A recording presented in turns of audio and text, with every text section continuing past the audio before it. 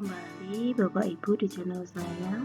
Kali ini saya akan membahas terkait pengelolaan kinerja guru di poin peningkatan kompetensi berdasarkan per Dirjen GTK nomor 7607 garis miring B.BI garis miring HK.03 garis miring 2023.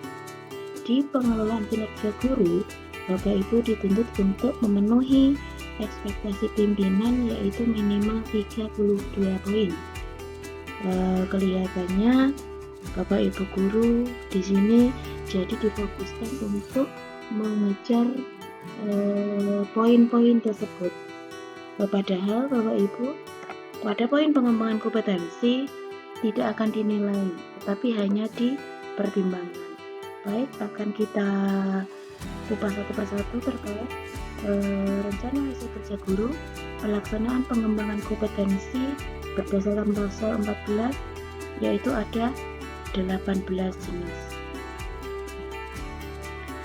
Yang pertama adalah meningkatkan kompetensi melalui peran sebagai partisipan kegiatan seminar, lokakarya, konferensi, simposium, dan atau studi banding lapangan yang diselenggarakan di bidang pendidikan. Pada poin ini Bapak Ibu, bukti dukungnya sertifikat dan poinnya 4. Bagaimana cara memperoleh bukti dukung? Kegiatan yang dimaksud adalah mengikuti kegiatan seminar baik luring atau daring yang diselenggarakan misalnya oleh lembaga resmi berbadan hukum, LPTK, universitas, UPT, Kemendikbudristek, dinas terkait, dan lain-lain. Jadi penyelenggaranya harus terpercaya Bapak Ibu. Kemudian durasi waktu sekitar 2 jam. Jadi ini non PMM, bebas seminar yang diikuti. Intinya adalah lembaga resmi berbadan hukum. Poin berikutnya, meningkatkan kompetensi melalui peran sebagai peserta berbagi praktik baik yang diselenggarakan komunitas belajar. Jadi di sini buktinya adalah sertifikat, poinnya 4, durasi kegiatannya yaitu 2-3 jam. Nah Bapak Ibu, ini yang biasanya menjadi miskonsepsi dari Bapak Ibu guru. Sertifikat kepesertaan webinar yang diselenggarakan oleh komunitas belajar. Jadi ini yang pertama. Jadi Bapak Ibu bisa mengikuti webinar-webinar yang diselenggarakan komunitas belajar yang ada di PMM. Kedua, sertifikat kepesertaan berbagi praktik baik yang diselenggarakan oleh komunitas belajar. Jadi komunitas belajar itu macam-macam Bapak Ibu. Ada kombel sekolah, kombel 5 sekolah, ini bisa KKG, MGMP atau K3S, dan juga kombel organisasi profesi. Apakah yang poin 2 nomor 2 ini kombelnya harus terdaftar di PMM Bapak Ibu? Tidak. Jadi ini non PMM. Yang di PMM Bapak Ibu bisa mengikuti juga webinar-webinar yang diselenggarakan oleh komunitas belajar yang ada di PMM. Lanjut. Poin ketiga, meningkatkan kompetensi melalui peran berbagi sebagai peserta coaching atau mentoring, pengembangan oleh guru, kepala sekolah, dan atau pengawas. Satu kegiatan ini 4 poin, buktinya sertifikat, cara memperoleh bukti dukung, menjadi peserta kegiatan coaching dan mentoring. Jadi ini bisa PMM dan non PMM. Jadi komunitas atau lembaga dinas pendidikan atau yang sejenisnya mendatangkan narasumber dan kita menjadi peserta untuk kegiatan coaching dan mentoring jika di non PMM. Kalau di PMM berarti ya yang ada di kegiatan yang diselenggarakan di BMM. Lanjut, meningkatkan kompetensi melalui peran sebagai penelaah aksi nyata sejawat yang dihasilkan guru, pengawas atau kepala sekolah lain. 10 aksi nyata setara 6 poin. Jadi kalau yang ini laporannya bukti dukunnya berupa laporan, poinnya 6, tetapi ini khusus di BMM Bapak Ibu. Jadi cara menelaahnya, penelaah itu hasil seleksi program diklat calon penelaah aksi nyata dari BMM yang syaratnya kegiatan calon peserta seleksi telah tuntas 7 topik aksi nyata. Kita lanjut. Meningkatkan kompetensi melalui peran sebagai penelaah cerita praktik yang dihasilkan guru dan atau kepala sekolah lain. Ini sama Bapak Ibu, sama dengan poin sebelumnya bahwa ini tim penelaah ini diseleksi dan dipilih oleh tim PMM. Jadi ini seleksi dari tim PMM. Jadi ini seleksinya berdasarkan riwayat digital kapasitas dan kompetensi dalam penulisan cerita praktik kain. Kita lanjut poin 6.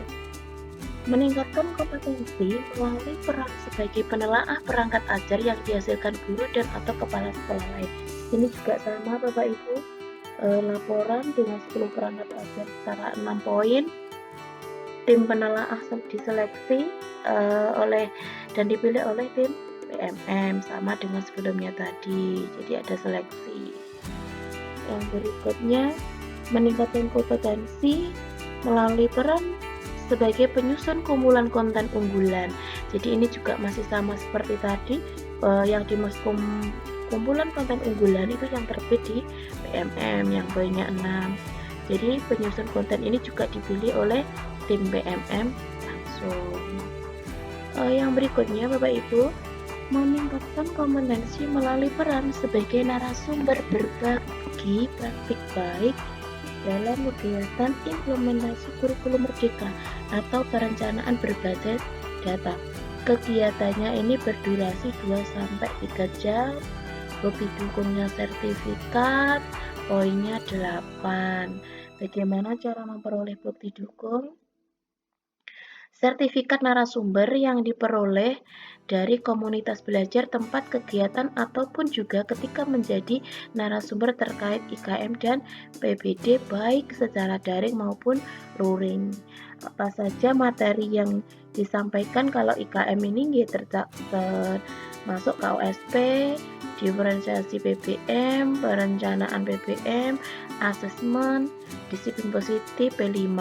Kalau terkait PBD itu adalah telaah rapor pendidikan, melihat akar masalah, memilih prioritas PBD dan penentuan PBD di dalam RKP dan atas. Jadi ini non PMM Bapak Ibu. Selanjutnya, indikator 9, meningkatkan kompetensi melalui peran sebagai partisipan observasi praktik pembelajaran. Jadi ini observasi ini sebagai pelaku dan pengamat secara bergantian. Ini buktinya laporan dalam satu kegiatan, poinnya 8. Jadi cara memperolehnya, laporan bersama baik observer ataupun yang diobserver itu berisi tentang lembar pengamatan sebelum praktik, lembar pengamatan saat kegiatan, dan juga lembar setelah pengamatan. Jadi ini non PMM Bapak Ibu, misalkan dengan teman sejawat bisa. Indikator selanjutnya, meningkatkan kompetensi melalui peran sebagai peserta kegiatan pelatihan atau BIMTEK. Nah, jadi kalau BIMTEK ini ada syaratnya, ya beda dengan seminar Bapak Ibu, durasi waktunya lebih lama. Kalau seminar tadi 2 jam minimal, kalau ini 2 hari. Jadi 2 hari atau 3 hari ini bisa diselenggarakan non PMM. Mengikuti pelatihan bisa diklat, jika workshop BIMTEK yang diselenggarakan oleh PPK, BPGP, BGP, B2PMD ataupun lembaga resmi di bidang pendidikan, misalnya BINOS pendidikan. Kemudian indikator yang 11 berikutnya meningkatkan kompetensi melalui peran sebagai peserta pelatihan mandiri. Jadi bedanya dengan pelatihan mandiri dan BIMTEK tadi ada di sini Bapak Ibu.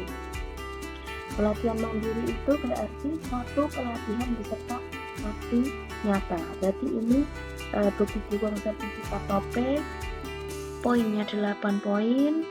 Jadi ini bukti dukungnya mengerjakan topik pelatihan mandiri di PMM. Disarankan berdasarkan hasil rekomendasi rapor pendidikan dan refleksi kompetensi tiap guru. Jadi ini di PMM Bapak Ibu di fitur pelatihan mandiri. Yang berikutnya meningkatkan kompetensi melalui peran sebagai coach, mentor, fasilitator dan atau pengajar praktik Bapak Ibu. Jadi di sini begitu yang sertifikat, durasi waktunya ada 2-3 jam, poinnya 12. Cara bukti ditemui yaitu pengajar praktik, bisa mentor, fasilitator, sehingga tersertifikasi sesuai bidang yang kuasai memberikan kegiatan fasilitasi, pembekalan, coaching, mentoring, dan training. Ini adalah non PMM. Kemudian meningkatkan kompetensi melalui peran sebagai peraih pengakuan atau penghargaan. Nah, jadi ini adalah satu penghargaan untuk didukungnya piagam, poinnya 12. Tetapi di sini yang bisa dijadikan untuk bukti dukung rencana kerja kita, rencana kerja kita menjadi juara 1-3 minimal tingkat kabupaten.